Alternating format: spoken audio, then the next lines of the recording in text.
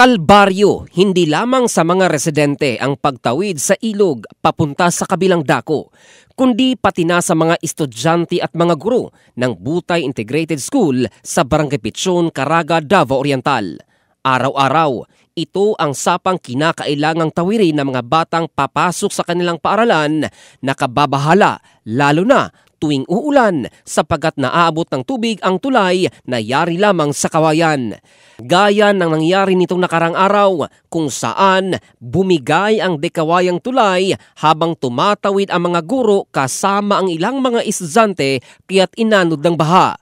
Sa video na binahagi ni Teacher Gemaline Matukol Tanding, muntika ng matangay ang isang lalaki na tumulong sa dalawang estudyante at swerte na lamang ay sumabit ito sa malaking bato.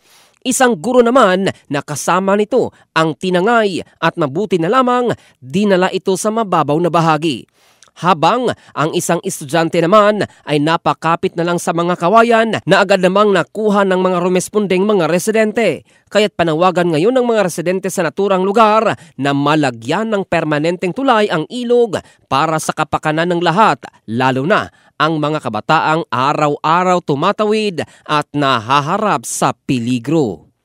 In the heart of changing lives, ito si Jofel Candado ng Brigada News Philippines, The Music and News Authority.